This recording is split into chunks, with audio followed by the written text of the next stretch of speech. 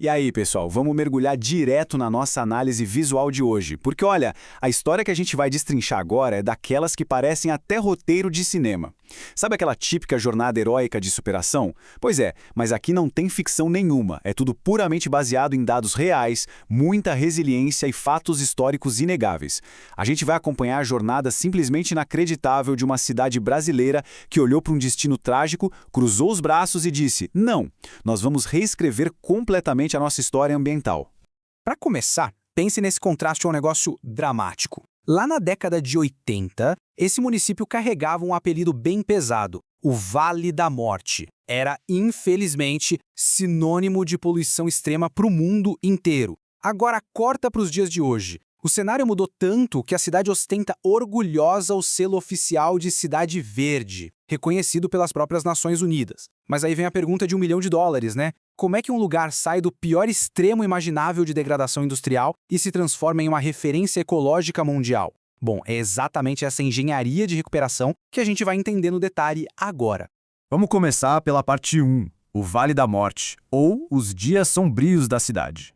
Para vocês terem uma dimensão do buraco em que a cidade estava, a crise era tão profunda que virou cultura pop. A banda satírica O Premeditando Breck lançou um mega sucesso nos anos 80, contando a história de um casal passando a lua de mel lá, no embalo das tosses e com um mutante a cantar. A poluição do ar, cheia de enxofre e produtos químicos, era uma catástrofe tão surreal e as doenças respiratórias eram tão frequentes que o desastre virou ironia musical. Era a imagem perfeita e triste de um colapso em tempo real.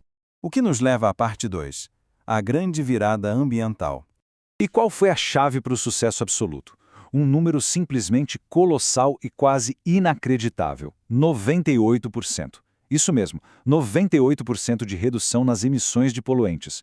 Foi um esforço gigantesco e sem precedentes de controle, fiscalização e tecnologia aplicada. Eles provaram para todo mundo que dizia que era o fim da linha que sim, reverter o quadro de um polo industrial tão devastado era física e cientificamente possível.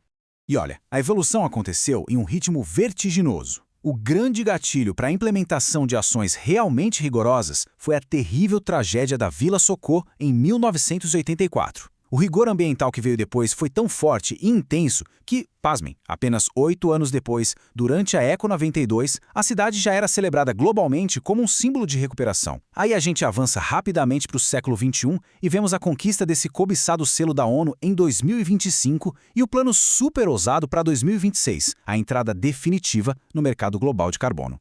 Isso puxa a gente direto para a parte 3, o selo de Cidade Verde e o reconhecimento global.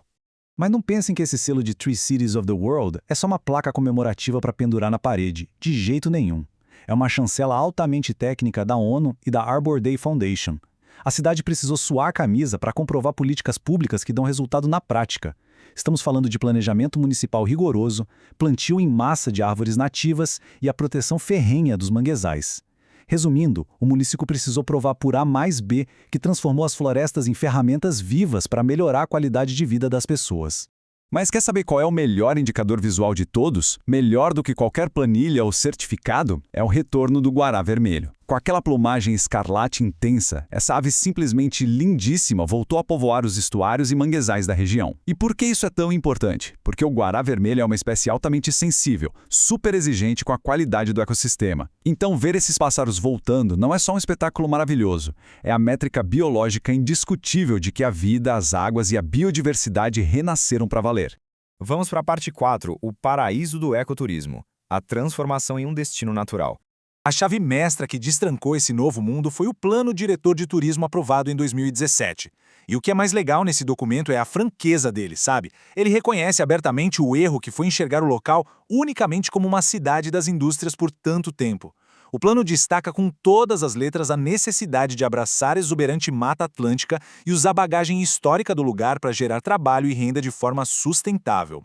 Foi essa mudança na mentalidade e nas regras que virou a chave do município. E os frutos práticos dessa política? Bom, é um prato cheio, um verdadeiro catálogo de aventuras surpreendente.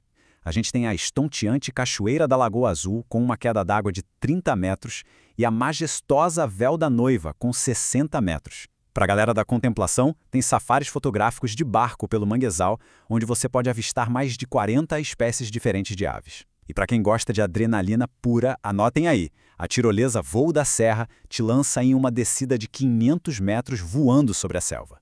Tudo isso no pacote histórico incrível das Rotas do Caminhos do Mar. Só que a mágica acontece mesmo nos bastidores. O grande segredo para manter esse turismo saudável e de pé é a base comunitária. São as associações locais e raízes, como a MAC, a AMAP e projetos maravilhosos como o Tour na Serra, que botam a mão na massa. São moradores locais super bem treinados guiando as visitas. Isso significa que a renda gerada pelo turismo fica ali, valorizando quem mora lá. E de quebra, essas equipes ainda fazem um trabalho fenomenal de educação ambiental constante dentro das escolas públicas locais. E finalmente chegamos à parte 5, o futuro no carbono e a nova economia verde. Aqui é onde a inteligência administrativa se mostrou brilhante. O planejamento para 2026, com o programa Cubatão Verde, joga o município em uma nova prateleira. Eles sacaram que um meio ambiente preservado não é só para o bem da natureza em si, é um ativo financeiro valiosíssimo. A sacada agora não é ficar só protegendo de forma passiva, e sim entrar ativamente no mercado global de créditos de carbono. É transformar a biodiversidade rica da região em um mecanismo moderno e monetizável. Para entender a mecânica da coisa, pensem num passo a passo muito bem desenhado. Tudo começa com a etapa 1, um diagnóstico ambiental hiper detalhado. Feito isso, vamos para a etapa 2, que é aplicar uma metodologia internacional rigorosíssima de certificação ESG, garantindo que não tem enrolação e tudo é absolutamente transparente. Aí vem o passo 3, o pulo do gato, a captação dos recursos. E o detalhe de ouro aqui é que toda a operação e o custo dessa preservação não saem do cofre da prefeitura. São bancados exclusivamente por investimentos privados de grandes fundos climáticos. Mas olha só, o que consolida esse caso como um estudo de altíssimo nível é o fato de que a cidade nunca deixou, e nem planeja deixar, de ser um gigante da indústria e da logística nacional. O trunfo não foi matar as fábricas para salvar as árvores. A grande vitória foi aplicar a melhor tecnologia, ter vontade política real e usar os novos instrumentos da economia verde para provar que a alta produtividade industrial e a preservação ambiental podem e devem conviver pacificamente e prosperar juntas. E para fechar a nossa análise visual de hoje, eu quero deixar essa provocação aqui com vocês. Diante desse desafio imenso que as cidades no mundo todo enfrentam com a transição climática, será que essa jornada maluca de sair do fundo do poço tóxico, dar volta por cima, ganhar prêmios da ONU e ainda surfar na onda do mercado de carbono é o grande manual prático de sobrevivência que o mundo moderno está procurando? Fica a reflexão para todo mundo. Obrigado de coração por acompanharem mais esse nosso explainer e a gente se vê no nosso próximo estudo.